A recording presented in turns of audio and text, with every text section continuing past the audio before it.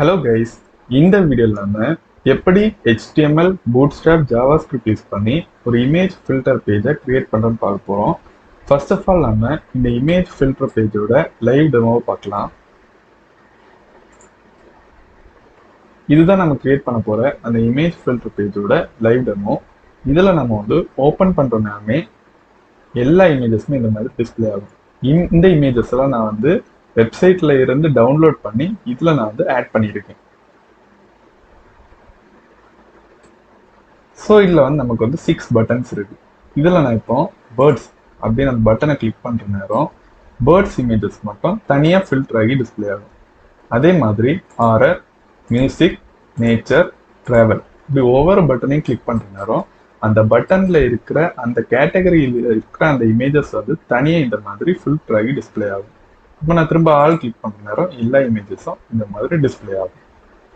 So இந்த image filter பேஜை create பண்ணுறதுக்கு நான் வந்து பூட்ஸ்ட்ராப் அப்படின்னு ஒரு சிஎஸ்எஸ் ஃப்ரேம் ஒர்க் யூஸ் பண்ணியிருக்கேன். இதோட ஒர்க் என்னன்னா, நார்மலாக நம்ம வந்து இப்போ இதை வந்து சிஎஸ்எஸ்ல வந்து ஸ்டைல் பண்ணுற நேரம் நமக்கு வந்து ஒரு 200லேருந்து 300 லைன்ஸ் ஆஃப் கோட் வந்து கண்டிப்பாக ஆகதான் செய்யும்.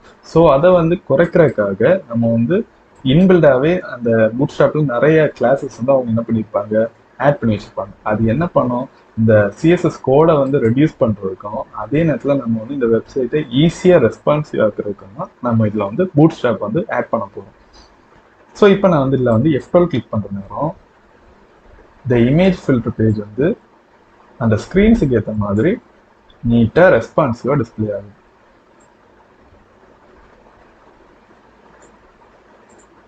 ஸோ இந்த ரெஸ்பான்சிவ்னஸ் அடுத்து இந்த ஸ்டைலிங் எல்லாத்தையும் நம்ம வந்து பூட்ஸ்ட்ராப்ல தான் பண்ண போறோம். இப்போ நாம இந்த இமேஜ் ஃபில்டர் பேஜோட HTML செக்ஷனை எப்படி பண்றோம்னு பார்க்கலாம். நான் ஆல்ரெடி இதுக்கு ஒரு ஃபோல்டர் வந்து கிரியேட் பண்ணி வச்சிருக்கேன். இந்த பட்டன் கிளிக் பண்ற நேரம் என்ன ஆகும், ஒரு நியூ ஃபைல் வந்து இந்த VS கோட்ல வந்து கிரியேட் ஆகும்.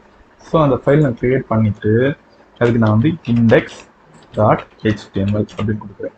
ஸோ என்ன ஆகும், ஒரு HTML ஃபைல் வந்து இதில் வந்து கிரியேட் ஆகும்.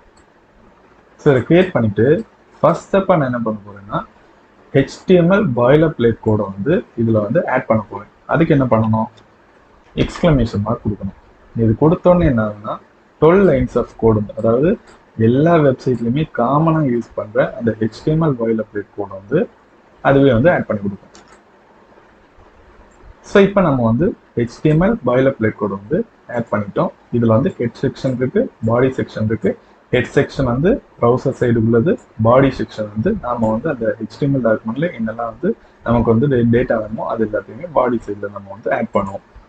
ஸோ இதில் நமக்கு இந்த டைட்டில் டேக் இருக்கு. இந்த டைட்டில் டேக் தான் என்ன பண்ணோம், இந்த வெப்சைட்டுக்கு என்ன நேம், என்ன டைட்டில் வேணுமோ அதை நம்ம இதில் வந்து ஆட் பண்ணிக்கலாம். ஸோ நான் இதில் என்ன கொடுக்குறேன்னா இமேஜ் ஃபில்டர் பேஜ் அப்படின்னு கொடுக்குறோம். ஸோ இப்போ நம்ம வந்து இந்த HTML, அதாவது இந்த டாக்குமெண்ட்டுக்கு என்னெல்லாம் டேக், என்னெல்லாம் நம்ம வந்து இல்லை டேட்டா ஆட் பண்ண போகிறோமோ அதெல்லாம் இப்போ நம்ம வந்து இதில் பார்க்கலாம்.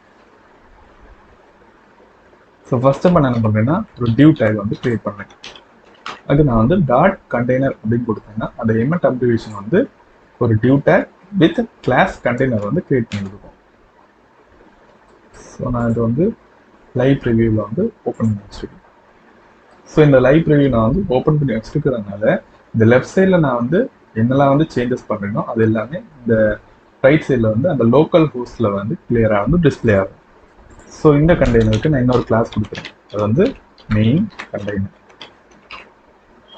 ஸோ இந்த கண்டெய்னருக்குள்ள தான் அந்த இமேஜ் ஃபில்டர் பேஜில் இருக்க எல்லா டேட்டாவுமே இருக்கும். நெக்ஸ்ட் நான் வந்து ரோ அப்படின்னு ஒரு 2 டிவ் கொடுப்பேன். ஸோ இதில் 2 டிவ்லையுமே சேம் டேட்டா தான் இருக்கும். நம்ம என்ன பண்ணுறோம்னா காப்பி பேஸ்ட் பண்ணி அந்த டேட்டாவில் கொஞ்சம் சேஞ்சஸ் மட்டும்தான் பண்ண போகிறோம். ஃபர்ஸ்ட் நான் இதில் வந்து H1 டேக் கொடுக்குறேன், இமேஜ் ஃபில்டர். நெக்ஸ்ட் நான் இன்னொரு டிவ் கொடுத்துட்டு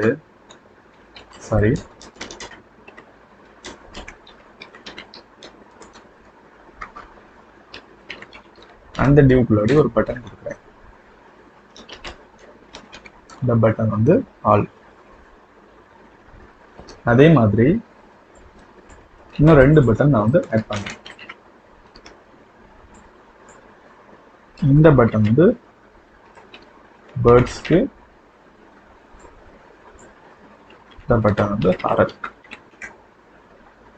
ஸோ நெக்ஸ்ட் நான் என்ன பண்ணுறேன்னா இது எல்லாத்தையும் காப்பி பண்ணிட்டு இந்த இடத்துல ஆட் பண்ணுறேன்.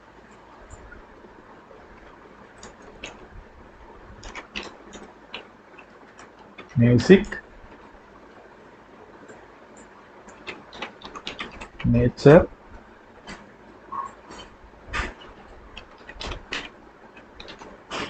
ட்ராவல். ஸோ இப்போ நான் வந்து 2 ரோவாக இதை ஆட் பண்ணியிருக்கேன். இந்த ரோ ஆட் பண்ணியிருக்க ரீசன் வந்து இப்போதைக்கு நான் வந்து எக்ஸ்பிளைன் பண்ணல. நான் வந்து அது பூட்ஸ்ட்ராப் யூஸ் பண்ணுற நேரம் எதுக்காக அந்த ரோ நான் இதில் வந்து கொடுத்துருக்கேன் அப்படின்னு அந்த ரீசனை வந்து நான் வந்து எக்ஸ்பிளைன் பண்ண போகிறேன். ஸோ நெக்ஸ்ட்டு இந்த 2 ரோ ஆட் பண்ணிட்டோம். இதுக்கு கீழே இன்னொரு ரோ ஆட் பண்ணுறோம்.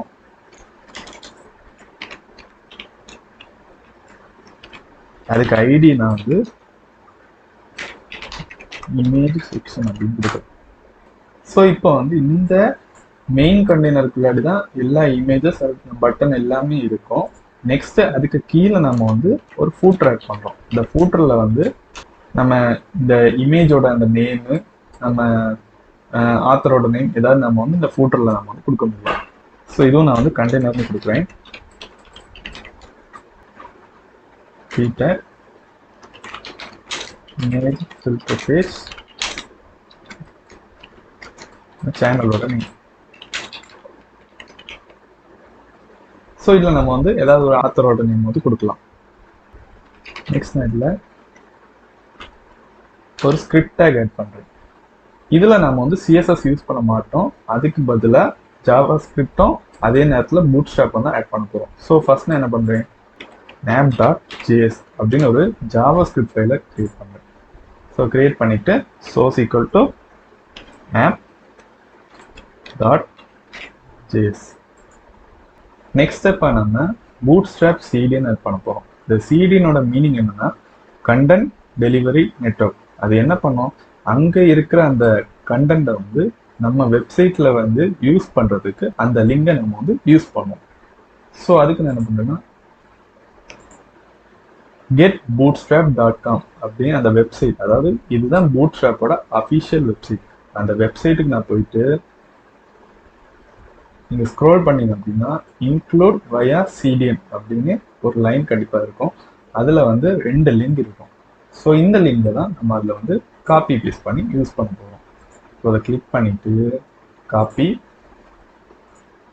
லிங்கை நான் வந்து ரெக்டாங்கிளில் போடுறேன். ஸ்கிரிப்டை நான் வந்து அந்த பாடி டேக்கை அந்த சைடில் நான் வந்து போட போகிறேன். அதாவது ஸ்கிரிப்ட் டேக்கை மேலே நம்ம வந்து இந்த அந்த app.js கனெக்ட் பண்ணுற அந்த ஸ்கிரிப்ட் டேக்கை மேலே நான் என்ன பண்ணுறேன், பூட்ஸ்ட்ராப் சிடியை நான் வந்து ஆட் பண்ணியிருக்கேன். ஓகே கைஸ், நெக்ஸ்ட் நாம இந்த இமேஜ் ஃபில்டர் பேஜோட பூட்ஸ்ட்ராப் செக்ஷனை எப்படி பண்ணுறதுன்னு பார்க்கலாம்.